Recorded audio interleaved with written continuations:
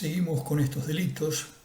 Algo que me quedó por decir con respecto al delito de difamación es que se exige, a nuestro modo de ver, el animus injuriandi. Hay quien dice que aun cuando sea por el ánimo de provocar una broma, sin embargo, no estarían cometiendo un delito. Nosotros entendemos que hay un animus injuriandi, que quiere decir que el sujeto lo que busca es ofender, difamar, ir contra el honor de esa persona. Y nosotros pensamos así, a pesar de lo que dice la mayoría de la doctrina, porque entendemos que el dolo, en este caso, tiene que ser considerado de la manera más específica posible, para no hacer interpretaciones extensivas o eventualmente analógicas. Así como la doctrina dice que no admite el animus iocandi, por ejemplo, hacer un chiste, una broma, mejor dicho, entienden que sí admite el animus iocandi, la jurisprudencia no. La jurisprudencia entiende que se requiere también el animus injuriandi. Esto en latín, que quiere decir el ánimo de injuriar, ¿verdad? Estamos ante un delito de peligro. ¿Por qué? Porque puede ser que la persona diga cualquier disparate de él y sin embargo la gente, el público, va a entender que es un disparate porque la persona tiene un tal prestigio que es inconmovible, inamovible.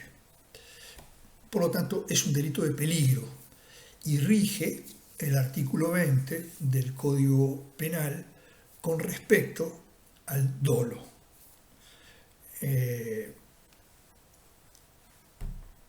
La solución jurisprudencial, como les decía, exige el animus injuriandi y la doctrina dice que no es necesario, que incluso se pueden admitir otros ánimos, otros dolos. Por ejemplo, el animus corrigendi, que es el del profesor con respecto a un alumno, que tiene la finalidad de corregirlo. Esto quedaría incluido dentro del concepto de difamación. Parecería que no. El animus consulendi, que es el de un superior con respecto a un subordinado, por ejemplo, en materia militar, parecería que tampoco. No hay una disminución del honor o no se busca una disminución del honor o del respeto hacia esa persona supuestamente ofendida. El animus defendendi, por ejemplo, el del abogado, que con la finalidad de defensa de su cliente dice cosas que pueden resultar ofensivas para la contraparte, el denunciado, por ejemplo. Y también existe el animus narrandi, que es simplemente el ánimo que podría provenir de una narración y tampoco podría ser necesariamente entendido como un ánimo que busca ofender. La penalidad ya vimos que eran 4 meses de prisión a 3 años de penitenciaría o, y esto es otra peculiaridad de este delito, que se castiga con multa de 80 a 800 UR, o sea que tiene pena privativa de libertad, incluso de penitenciaría, porque llega a 3 años, pero también puede ser multa, es optativo. ¿Se admite la tentativa? Bueno, yo creo que la expresión de tal manera que pueda difundirse la versión y el bien jurídico tutelado parecerían inclinarnos a que se trata de un delito de peligro abstracto, que, como ya sabemos, por regla general, los delitos de peligro no admiten tentativa. Pasamos ahora al delito de injuria, que está prevista en el artículo 334.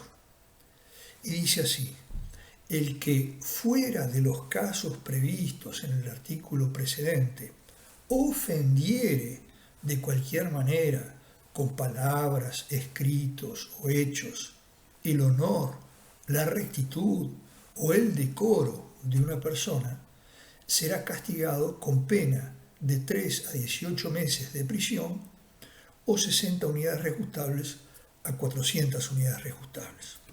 Ya vemos que por los montos de las penas estamos hablando de un delito de menor importancia.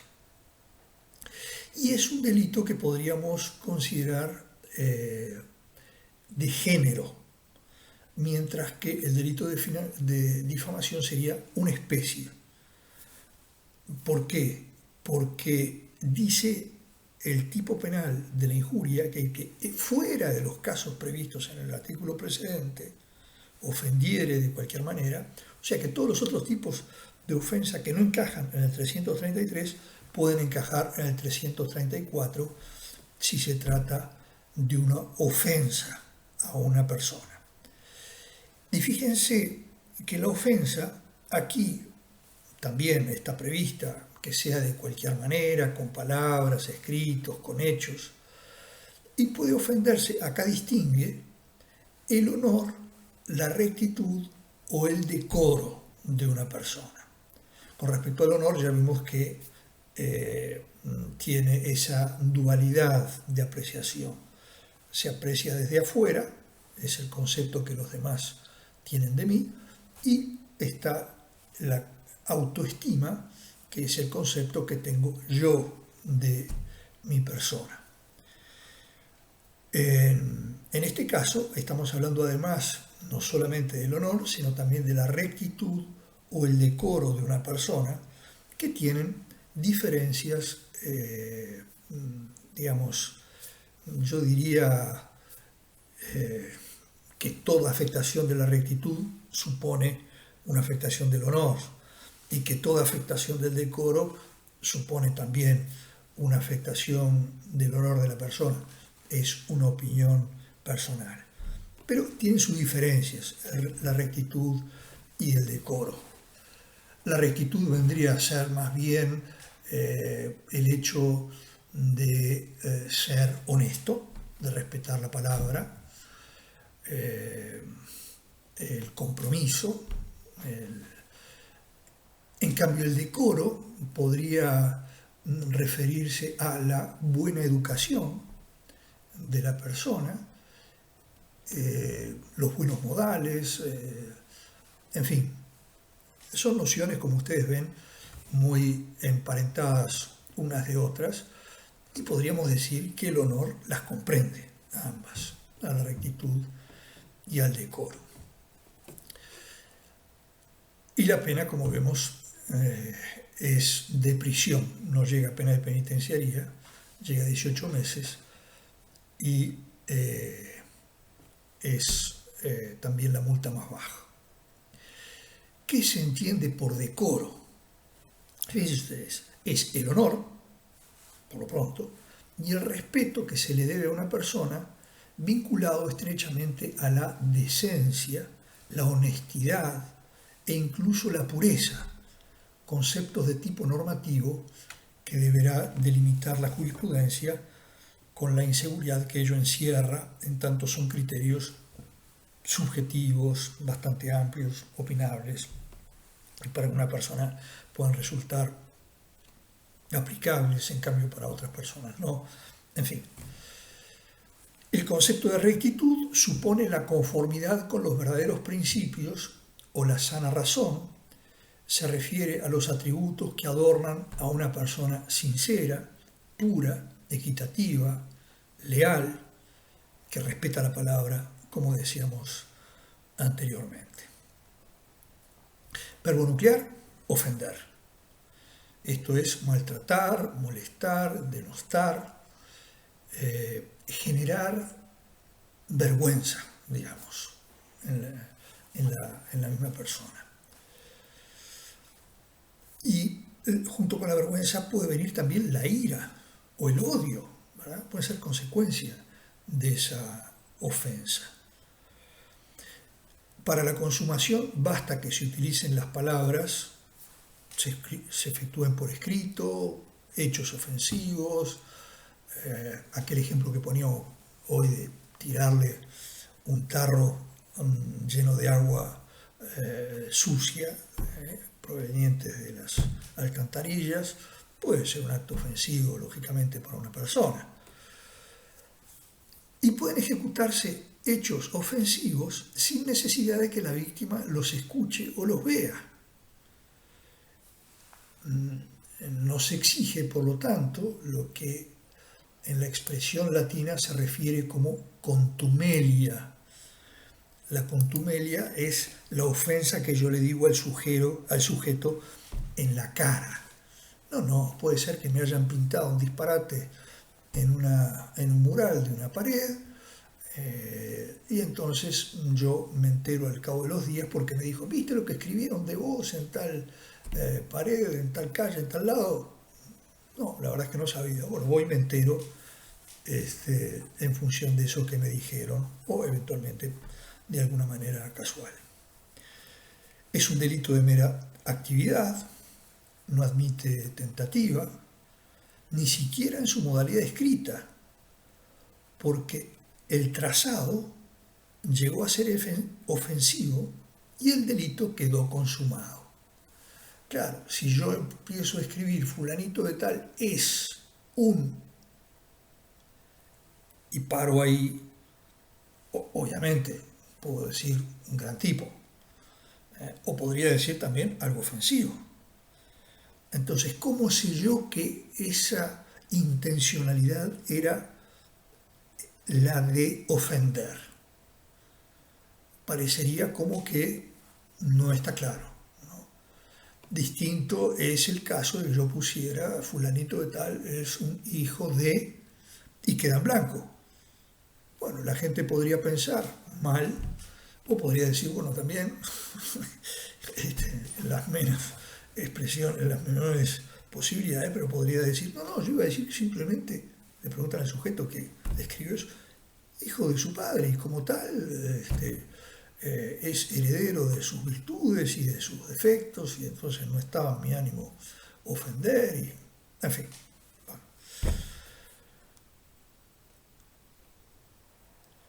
¿Cuál es la diferencia con la difamación? Primero, la difamación requería un hecho o acto concreto. La injuria no requiere que verse sobre un hecho determinado. Tampoco exige la divulgación o publicidad que decíamos en la difamación, ¿se acuerdan? Dicho ante dos o más personas de manera tal que pudiera difundirse lo que yo estoy diciendo. Tampoco, en este caso, se exige que pueda exponer a odio o al desprecio público, porque podría ser una ofensa directamente personal, que yo le escribo, por ejemplo, por un mail, que no trasciende, porque yo se lo escribo directamente a la persona ofendido, diciéndole un disparate, y quedó ahí. Entonces, no hay un sometimiento a un odio o desprecio público. Pero si hay una ofensa, y esa ofensa es prueba como para que yo pueda hacer eventualmente lo que se llama en estos delitos la instancia del ofendido. Ya veremos que es distinta a la denuncia del ofendido. No admite prueba sin media imputación, y la pena y la prescripción, como vimos, son menores. La prescripción nos estamos refiriendo al tiempo dentro del cual se puede ejercitar la acción que en este caso está privatizada. No corresponde al Ministerio Público hacerla, sino que corresponde a la propia persona que se sintió ofendido. Y por eso establece lo que podríamos llamar en lenguaje civil una demanda. Y en derecho penal lo llamamos instancia del ofendido, que es poner en funcionamiento el aparato judicial para que se esclarezca la responsabilidad de esa persona supuestamente ofensora. Bien, ¿puede haber injuria por omisión? Bueno, la omisión dolosa de determinado tratamiento protocolarmente establecido, por ejemplo, puede configurar algo más que una simple descortesía o grosería e indicar desprecio. Puede también la injuria cometerse indirecta o reflejamente en aquellos casos en que el autor, para agredir a un sujeto determinado, dirige su ofensa a personas queridas o allegadas a éste, a la mujer o al esposo o a los hijos. Yo ofendo a ellos y de esa manera, lógicamente, ofendo también al padre de familia, ¿no? Y en estos casos puede ser más de uno el sujeto pasivo. Yo, como padre de familia, mi mujer, como sujeta ofendida, sujeto pasivo, o los hijos también, si fueran mayores de edad y no tuvieran que reflexionar. Pero volviendo a la omisión, es, por ejemplo, cuando yo estoy obligado a un determinado tratamiento desde el punto de vista público, y podríamos llamar, o deberíamos llamarlo más bien, protocolar. Esto es muy frecuente en el ámbito diplomático o en el ámbito político, podríamos decir, ¿no? Por ejemplo, en algunos casos hay obligación de tratar a una determinada persona como su excelencia. Es lo que corresponde, por ejemplo, al tratamiento de un embajador. En ese caso, bueno, si uno lo trata de che y vos, sin tener, por supuesto, una relación de amistad, ahí habría una eventual quiebre de esas reglas protocolares que pueden ser tomadas como una ofensa. El sujeto puede sentirse ofendido si lo tratan de che y vos cuando es el representante de un Estado extranjero que está aquí cumpliendo una función de nada menos que el representante del mismo. Bien, obviamente también puede hacerse esta injuria, puede cometerse a través de la prensa. Y entonces vamos a remitirnos luego al artículo 26 de la ley 16.099, que es del año 1989, modificada por la ley 18.515, como ya veremos. Bien, ¿cuál es la prescripción de los delitos de difamación e injuria? Entonces, aquí hay que hacer una distinción porque el artículo 339 dice que la acción penal de los delitos previstos en este capítulo quedará prescripta al año, en los casos del artículo 333, y a los 3 meses en el caso del artículo 334. Entonces, estamos viendo que la acción penal es lo que prescribe, no el delito. Pero si no podemos actuar penalmente, lógicamente los delitos quedarían indirectamente prescriptos. El artículo 338, en su incisos primero y segundo, dicen que estos delitos solo podrán ser castigados mediante denuncia del ofendido. Si éste falleciere previamente a la formación de la denuncia, pero con tiempo aún para ejercer ese derecho, 1 año para la difamación, 3 meses para el caso de la injuria, o si las ofensas se hubieran dirigido contra la memoria de un muerto, la denuncia podrá ser articulada por el cónyuge o por los parientes próximos. Bien, En este caso corresponde hacer una precisión, y es esto que yo les decía hace un momento con respecto a la instancia, que lo podríamos llevar por una analogía a lo que sería una demanda desde el punto de vista civil. Ustedes saben que normalmente la acción penal la lleva adelante el fiscal, el Ministerio Público. O sea que es una acción, los delitos en el 90% son de acción pública. Sin embargo, como esto es un bien tan personal, el tema del honor, el tema de la fama, el tema del decoro, entonces el legislador previó que fuera dependiente del propio ofendido.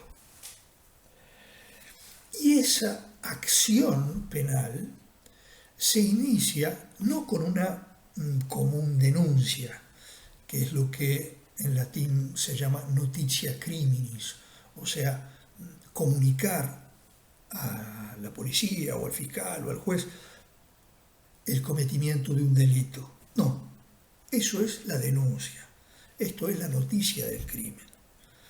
Después el juez, el fiscal, en fin, actuarán como corresponda en el caso. Pero en esto se llama instancia del ofendido. La instancia, instar quiere decir pedir. Y pedir, en este caso, es poner en marcha la acción que normalmente correspondería poner en marcha al fiscal porque es la acción pública, pero en este caso es privada.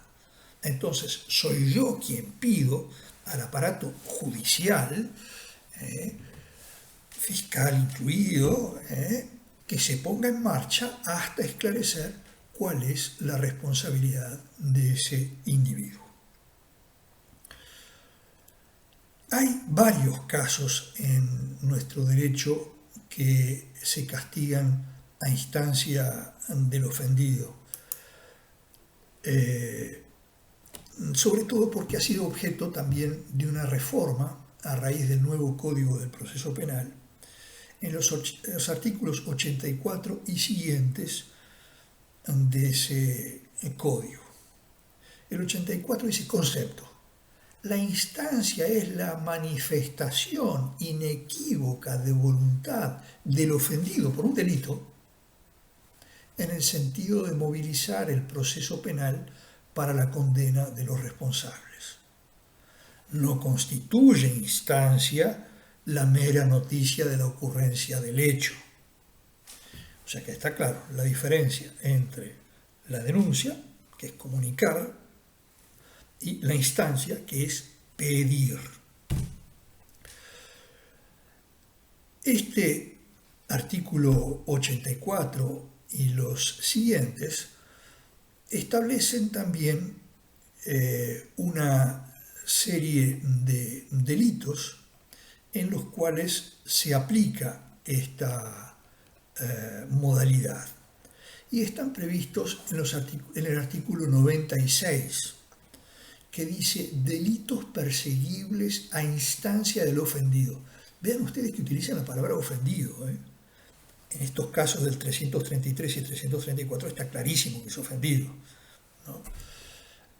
Ahora bien, fíjense ustedes, son perseguibles a instancia del ofendido los siguientes delitos: rapto, estupro, traumatismo, lesiones ordinarias, lesiones culposas graves, difamación e injurias, que es lo que estamos viendo, apropiación de cosas perdidas, apropiación de tesoro o de cosas habidos por error, daño sin agravantes específicas, violación de propiedad artística o literaria, violación de marcas de fábrica, violación de privilegios industriales y patentes de invención, delito de insolvencia fraudulenta, delitos de sustracción o retención de persona menor de edad con atenuantes especiales, amenazas, el delito de amenazas, penetración ilegítima en fondo ajeno, caza abusiva e infracciones a las leyes de prenda sin desplazamiento. También se requerirá la instancia del ofendido en aquellos tipos penales que establezca la exigencia de este requisito formal.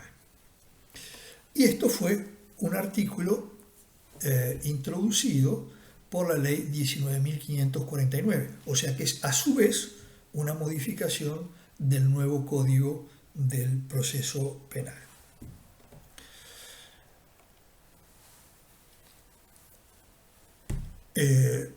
Hay que ver que hay algunos casos que suponen el procedimiento de oficio, que está previsto en el artículo 97, pero no vamos a entrar en ello ahora. Vamos a continuar con nuestra clase de los delitos de difamación e injuria. El artículo 335 establece cuáles son las circunstancias agravantes. Los delitos precedentes serán castigados con un aumento de 1/6 a 1/3 de la pena cuando se cometieren en documentos públicos o con escritos, dibujos o pinturas divulgadas públicamente o expuestas al público. Bien, ¿se entiende por qué? Porque lo que está plasmado materialmente tiene mayor capacidad de daño. ¿Por qué? Porque permanece más. Las palabras verba volent, scripta manet, dicen los latinos. Las palabras vuelan, lo escrito, sin embargo, queda. Entonces, en este caso, estamos ante nociones que vamos a ver un poco más adelante, cuando veamos, por ejemplo, el concepto de documento público, que está previsto en el artículo 236 del Código Penal. Nos podemos preguntar, por ejemplo, si el correo electrónico, en tanto documento escrito, tipifica el agravante. ¿Por qué? Porque escrito propiamente son ceros y unos, y ceros y unos que están eléctricamente, digitalmente compuestos en un sistema algorítmico. Entonces, ¿eso se entiende que es escrito? Bueno, en realidad hay legislación que a esta altura del partido no deja dudas al respecto. Sí lo son. Tenemos una ley expresamente que habla del documento electrónico. Ya lo iremos viendo también en su momento cuando llegue la oportunidad. Es necesario que las expresiones ofensivas se expongan al público o se divulguen públicamente. Es un aspecto situacional que alcanza las 3 modalidades. No obstante, el género femenino utilizado por la ley, que en una lectura superficial puede hacer pensar que refieren solo a las pinturas agraviantes. Entonces, ¿los escritos qué? ¿Quedan incluidos? ¿No quedan incluidos? No, va todo. El documento escrito está incluido también, documento público, por supuesto que también queda incluido, lo dice expresamente. Y tenemos que tener en cuenta algo también muy interesante, y es que estos delitos tienen un procedimiento particular. Un procedimiento particular que se ejerce ante los juzgados penales.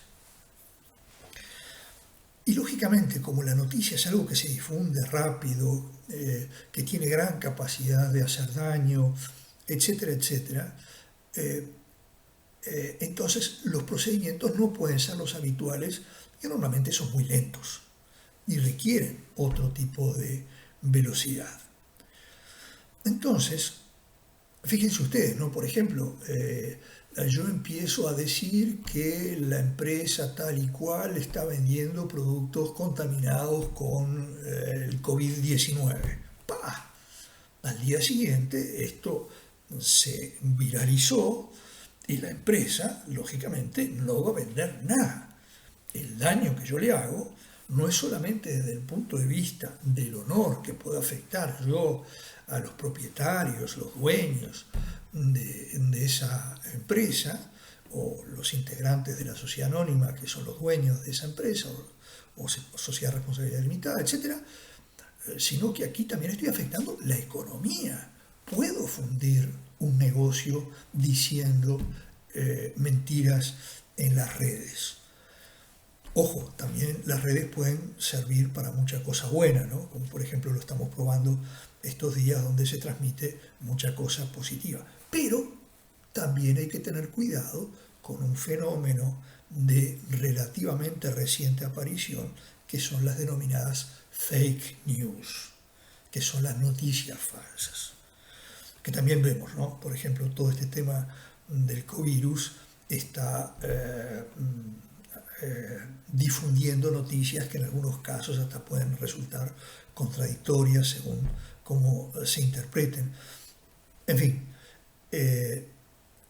dan lugar, por supuesto, a decir mentiras en las noticias, noticias que podían ser hasta hace poco divulgadas a través de un medio de prensa escrito, que tiene una circulación importante, pero quizás no sea hoy comparable con la circulación que tienen los medios electrónicos, las redes, los mails, etcétera, etcétera, ¿no? Como les decía hoy, llegan a una cantidad indefinida de personas, que son los que se enteran de la noticia, y además en un tiempo mínimo. Cuanto más se viralice, a más gente llega y más rápido llega. Entonces, ahí tenemos que distinguir entonces cuando se trate de difamación o injuria cometida a través de un órgano de difusión o no. Si no es un órgano de difusión el vehículo a través del cual se transmite esa noticia, que puede ser falsa, injuriosa, ofensiva, etc., se va a recurrir a la ley 16.274, que es del año 1992, y prevé el procedimiento de los artículos 2 a 7. Como les digo, siempre los competentes son los jueces penales. En cambio, si yo lo estoy haciendo la ofensa o la difamación a través de un medio de difusión, hay un proceso especial previsto en la ley 16.099. Bien, insisto, estas maneras de procedimiento son para que sean bien acotados, rápidamente decididos judicialmente. Pueden tener resultados diversos, como por ejemplo puede llegarse a que la persona ofendida pueda hacer sus descargos en el mismo medio en que se difundió, es lo que se llama el derecho de respuesta, que está previsto, y el empresario que difundió en su diario, en su medio de difusión, esa noticia falsa, puede ser el que tenga que pagar o no cobrarle al ofendido. Esto está previsto en ese instituto que se llama el derecho de respuesta. Y después hay otro instituto más, yo diría más joven, que se llama el derecho al olvido. ¿Por qué? Porque los disparates pueden quedar conservados infinitamente y ser accedidos en todo momento, aunque pasen los años. Ni que hablar si se trata de información recogida en Internet.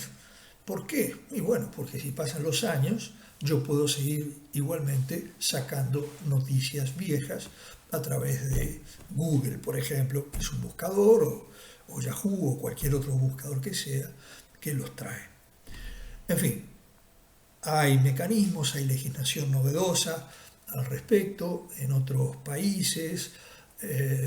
Hay una gran pelea porque hay quienes dicen que, por ejemplo, en Alemania se tramitó la inconstitucionalidad de una ley que dice que no se puede ofender en los medios electrónicos, en las redes sociales, y que las redes sociales son las responsables en el caso de difundir esas noticias falsas.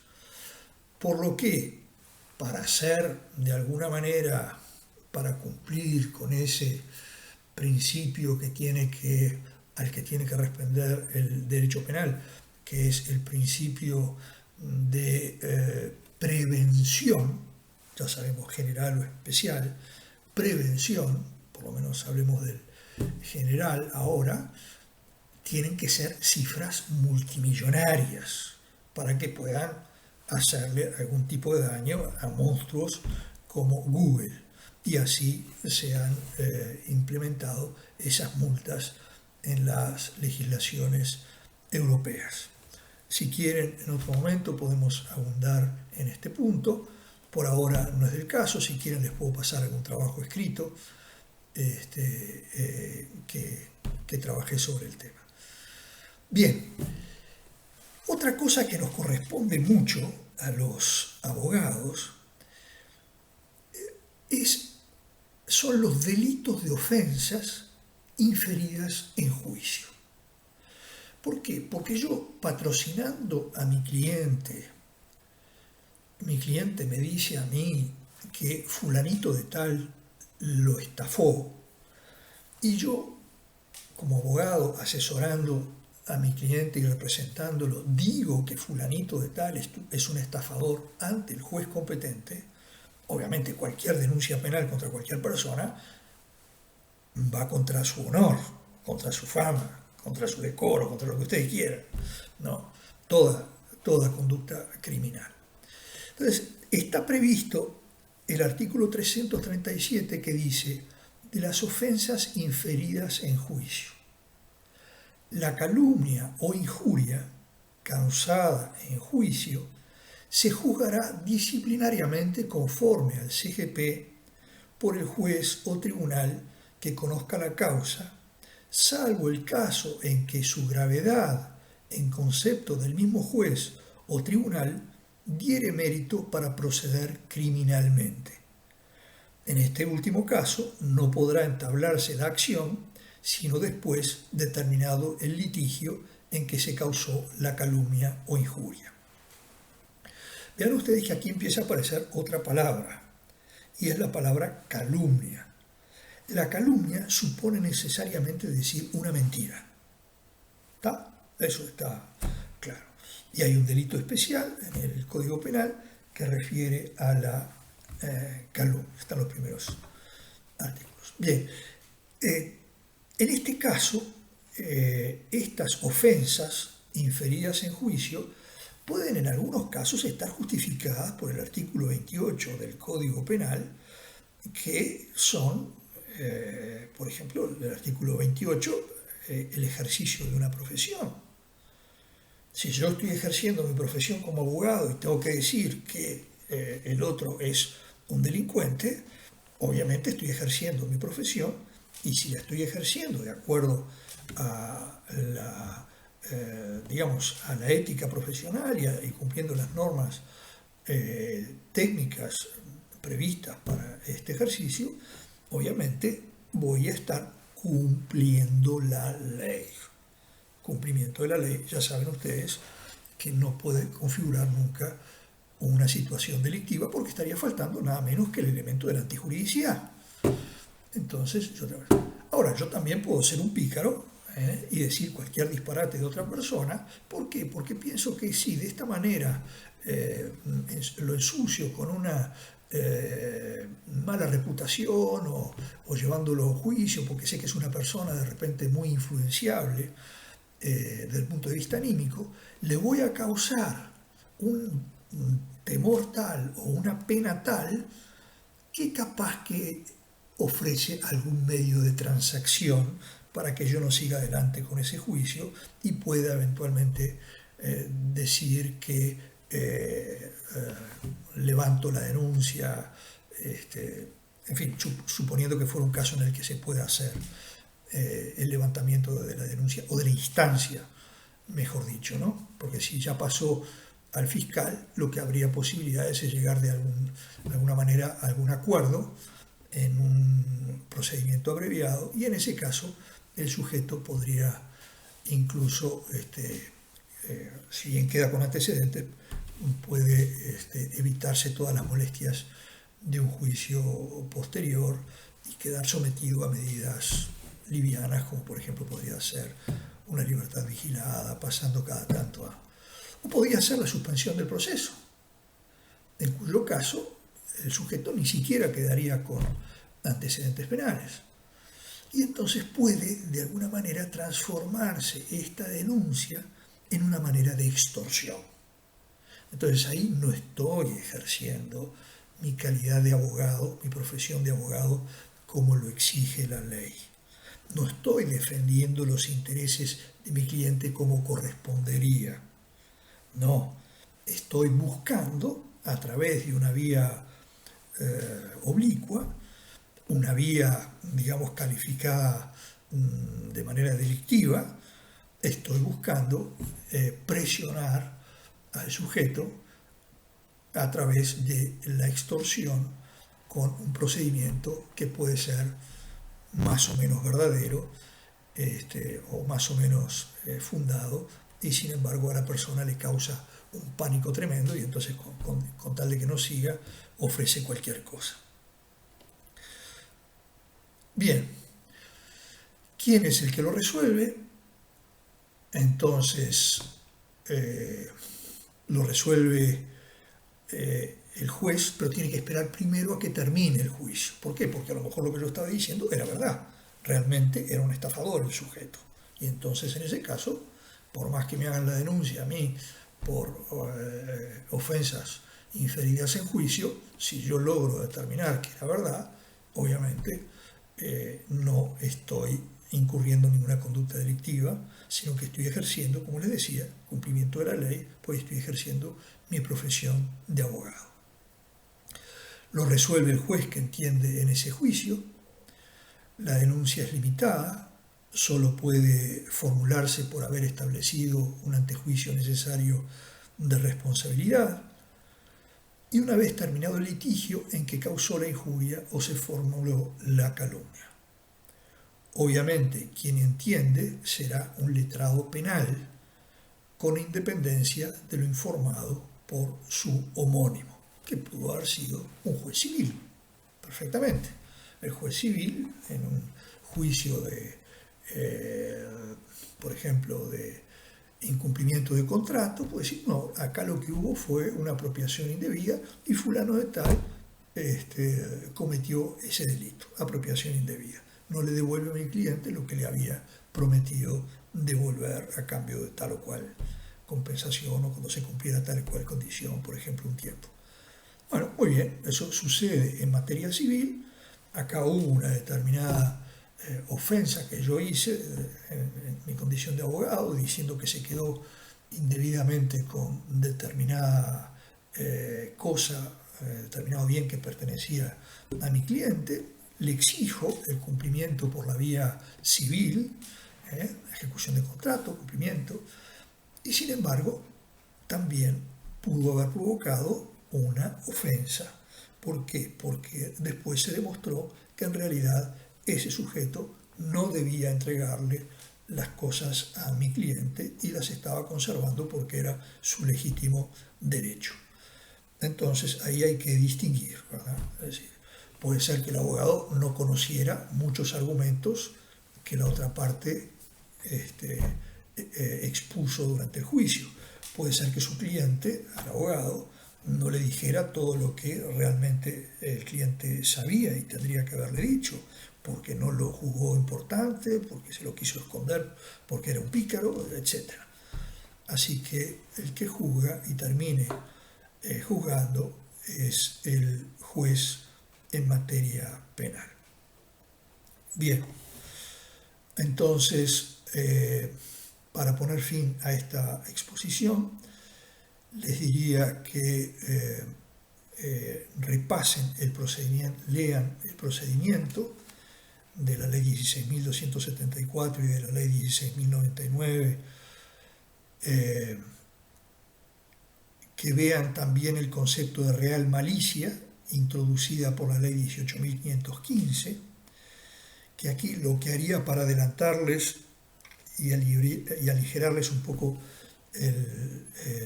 la carga de estudiarle es que la real malicia puede ser también configurada a dolo eventual. ¿Por qué?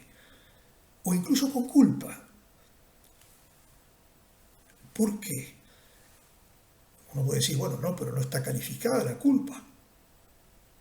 Bueno, cuando se dice real malicia, podría haber ahí una intromisión de la culpa.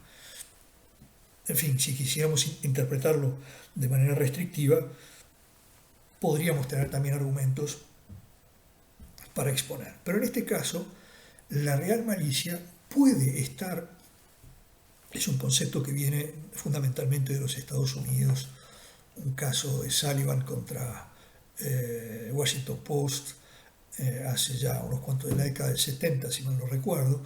Entonces, la real malicia consistía precisamente en difundir las cosas sabiendo que lo que digo no es cierto, o sabiendo que lo que digo no está lo suficientemente fundado. ¿Por qué? Porque la fuente puede no ser seria. ¿Por qué? Porque pude haberme enterado de eso de manera casual y sin investigar, sin indagar, como tendría que ser la carga del periodista, ¿verdad? Entonces hay quien dice, no, porque el periodista tiene la libertad garantizada por la Constitución, como lo que hablamos al comienzo de esta sesión, ¿no? Cuando decíamos que existe la libertad de pensamiento y por supuesto la libertad de expresión. Artículo 29 dice, es enteramente libre en toda materia la comunicación de pensamientos por palabras, escritos privados o publicados en la prensa o por cualquier otra forma de divulgación, sin necesidad de previa censura, quedando responsable el autor y en su caso el impresor o emisor con arreglo a la ley por los abusos que cometieren ellos, ¿no? Bien. Entonces, este artículo 29 de la Constitución, que respalda, por supuesto, la libertad de expresión, y la libertad de expresión, a su vez, como libertad de prensa, entonces tiene también sus límites. Yo periodista no puedo actuar con real malicia, o sea, sabiendo que lo que estoy diciendo va a causar un daño y que además no es cierto o que puede no serlo, porque no tengo la seguridad de haber obrado con la diligencia suficiente como para poder estar seguro de lo que yo digo. Es cierto que hay muchas veces que no es fácil estar absolutamente seguro de las cosas, ¿no? Pero por lo menos lo que tiene que demostrar el periodista es que puso toda la diligencia que podía poner desde el punto de vista profesional como para lanzar esa noticia. En ese sentido se habla entonces de real malicia. Continuamos en la que viene. Muchas gracias por su atención.